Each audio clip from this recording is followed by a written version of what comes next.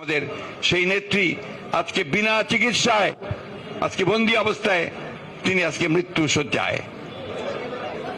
বিসমিল্লাহির রহমানির রহিম। আমি মনে করি যে বর্তমান বিশ্বে যে কয়েকজন রাজনীতিক গণতান্ত্রিক নেতা তাদের সমগ্র জীবন দিয়ে গণতন্ত্রের জন্য সংগ্রাম করেছেন, তাদের অন্যতম নেত্রী দেশনেত্রী এদেশের কোটি কোটি মানুষের অত্যন্ত আদরের ভালোবাসার নেতা আমাদের সাবেক প্রধানমন্ত্রী দেশনেত্রী বেগম খালেদা জিয়া এই চরম অসুস্থতা এবং সেই অসুস্থতা থেকে মুক্ত হওয়ার জন্য তাকে আল্লাহ তাআলা তাকে যেন রোগ মুক্ত করেন, তার জন্য হায়াত বাড়িয়ে দেন।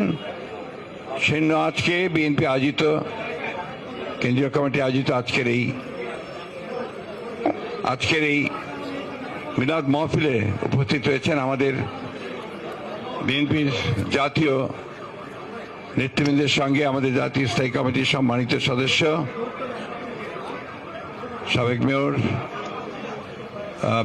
জনাব মির্জা আব্বাস, আমাদের মাঝে উপস্থিত আছেন আমাদের স্থায়ী কমিটির সদস্য গণতান্ত্রিক আন্দোলনের অন্যতম নেতা বাবু গয়েশ্বর চন্দ্র রায়, আমাদের মাঝে উপস্থিত আছেন আমাদের প্রবীণ এবং অত্যন্ত প্রজ্ঞাবান শ্রমিক আন্দোলনের নেতা আমাদের স্থায়ী কমিটির সদস্য জনাব নজরুল ইসলাম খান, আমাদের মাঝে উপস্থিত আছেন আমাদের চট্টগ্রামের বীর সন্তান গণতান্ত্রিক আন্দোলনের অন্যতম নেতা জাতীয় স্থায়ী কমিটির সদস্য জনাব আরিফ খসরু মাহমুদ চৌধুরী, আমাদের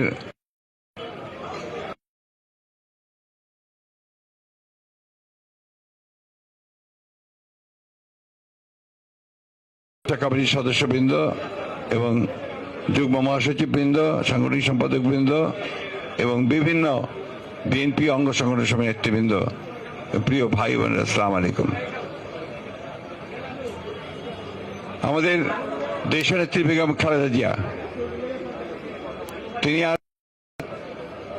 এই ভয়াবহ যে ফ্যাসিস্ট সরকার তাদের রাজনৈতিক প্রতিহিংসার কারণে আজকে দীর্ঘকাল ধরে তিনি কারারুদ্ধ রয়েছেন।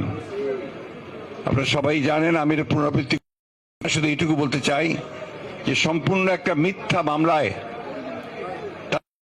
সাজা দিয়ে উদ্দেশ্য প্রণোদিত ভাবে তাকে রাজনীতি থেকে দূরে সরিয়ে দেওয়ার জন্য তাকে কারাগারে আটক করে রাখা হয়েছে এবং প্রকৃতপক্ষে তাকে বাসায় থাকতে দেওয়ার সুযোগ দেওয়া হলেও প্রকৃতপক্ষে তিনি পুরোপুরি অবরুদ্ধ হয়ে আছেন, বন্দী আছেন।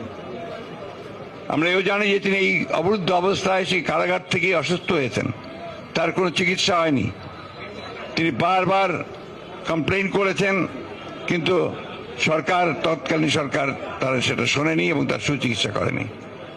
পরবর্তীকালে যখন তাকে হাসপাতালে নিয়ে আসা হয়েছে সেখানেও তার কোনো সুচিকিৎসা হয়নি।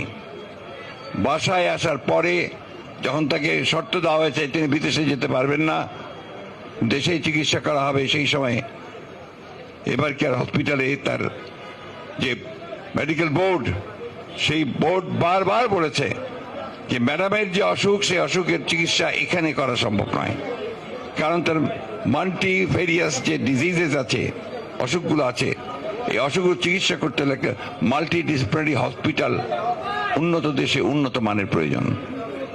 বারবার এই কথা বলার পরেও বিভিন্নভাবে আমরা বলেছি, দল থেকে, পরিবারের পক্ষ থেকে বলা হয়েছে, সুশীল সমাজ বলেছে, এমনকি বিদেশি যারা মিশনগুলো এখানে আছে তারাও, এমনকি আপনার বাইরে থেকেও কয়েকটি সংস্থা ইভেন্ট সবাই তার চিকিৎসার কথা কিন্তু বলেছে। কিন্তু শেখ হাসিনা তার যে ব্যক্তিগত রাজনৈতিক প্রতিহিংসা সেই প্রতিহিংসার কারণে তিনি দেশনেত্রী বেগম খালেদা জিয়াকে হত্যা করার উদ্দেশ্যে, তাকে রাজনীতি থেকে সরিয়ে দেওয়ার উদ্দেশ্যে তাকে কোন রকম চিকিৎসার সুযোগ দেওয়া থেকে বঞ্চিত রেখেছেন।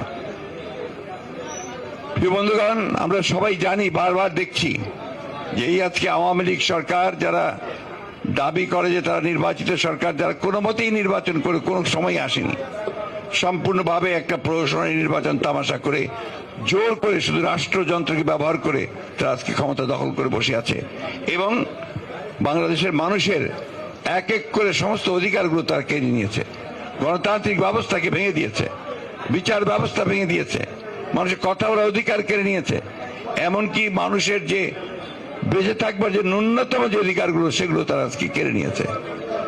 এই সরকার যারা জোর করে নির্বাচিত অবৈধ সরকার, তারা আজকে সমগ্র দেশটাকেই বিক্রি করে দিয়েছে।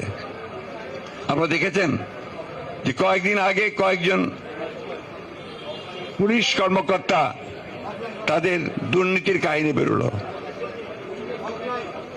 সাবেক যে সেনাপ্রধান তার দুর্নীতির কাহিনী বেরিয়েছে, আবারও কয়েকজন দুর্নীতির কাহিনী পুলিশের। আমি অবাক বিশ্বে লক্ষ্য করলাম যে গত পরশু পুলিশের অ্যাসোসিয়েশন থেকে একটা স্টেটমেন্ট দেওয়া হয়েছে সাংবাদিকদেরকে এবং যারা সত্য প্রকাশ করে তাদেরকে হুমকি দিয়ে যে এই সত্য প্রকাশ করা যাবে না, কারণ এতে নাকি তাদের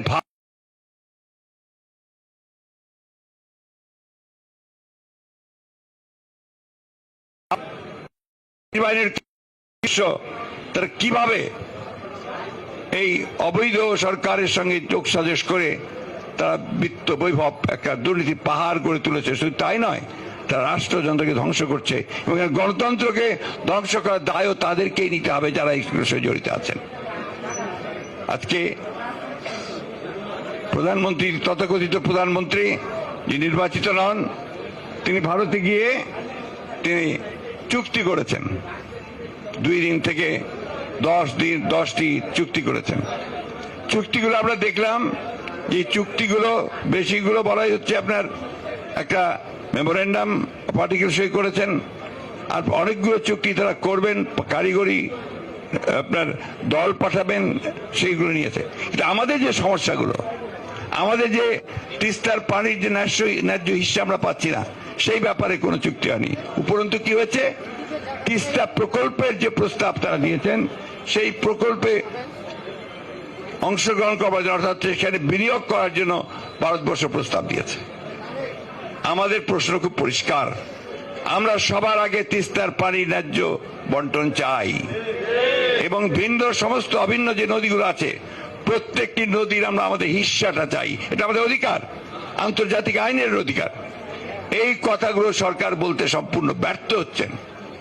আজকে ভারতের কাছে তারা সেবা দাসে পরিণত হয়ে গেছেন। শুধু ভারত নয়, সমগ্র আশেপাশের প্রতিবেশী দেশগুলোর কাছেও তারা আজকে পুরোপুরি মাথা নিচু করে নতজানু পররাষ্ট্র নীতি চলছেন। মিয়ানমার থেকে গুলি আসে, তারা জবাব পর্যন্ত দিতে পারে না। এই একটা অথর্ব নতজানু শাসক গোষ্ঠী আমাদের উপরে চেপে বসে আছে। বন্ধুগণ, দীর্ঘ বক্তব্য রাখবো না।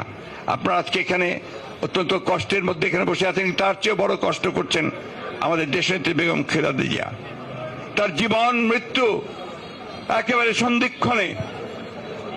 আমি আপনাদেরকে বলছি যে আপনারা সবাই প্রাণ খুলে তার জন্য দোয়া করবেন। শুধু দোয়া নয়, আমাদের পক্ষে যা কিছু করা সম্ভব তার সুচিকিৎসা করার জন্য সেই চেষ্টাই আমাদেরকে করতে হবে এবং তার জন্য আমাদের যা করা দরকার সেই চেষ্টা করতে হবে।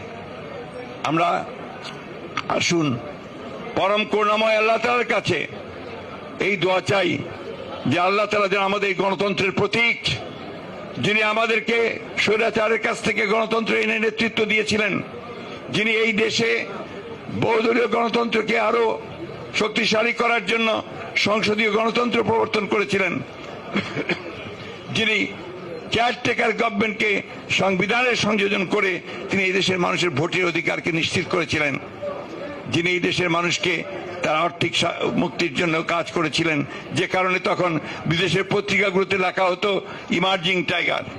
একটা ভাগ বেরিয়ে আসছে অর্থনৈতিক দিক দিয়ে বাংলাদেশ। কিন্তু দুর্ভাগ্য, আমাদের সেই নেত্রী আজকে বিনা চিকিৎসায় আজকে বন্দী অবস্থায় তিনি আজকে মৃত্যু শয্যায়। আপনারা আল্লাহর কাছে দোয়া করেন। আমি আপনাদেরকে অনুরোধ করব আমাদের সকল নেতৃবৃন্দের পক্ষ থেকে, আসুন আমরা আজকে কায় মনোবাক্যে আল্লাহ তাআলার কাছে এই দোয়া করি যে আল্লাহ তাআলা যেন তার জান বকশে দেন, তাকে আমাদের মাঝে ফিরিয়ে দেন, আমরা যেন তার নেতৃত্বে আবার সবাই আগের মতো জেগে উঠতে পারি এবং এই ভয়াবহ দানব যে আমাদের রাষ্ট্রের, মানুষের, জাতির সমস্ত কিছু ধ্বংস করে দিচ্ছে তাকে যেন আমরা পরাজিত করতে পারি। বন্ধুগণ, আসুন আমরা সেই দোয়াই আল্লাহর কাছে আজকে চাই। আল্লাহ তাআলা আমাদেরকে সেই তৌফিক দেন, সেই শক্তি দেন যেন আমরা আমাদের নিজের পায়ে নিজেরা দাঁড়াতে পারি। বন্ধুগণ, আসসালামু আলাইকুম। আসসালামু আলাইকুম।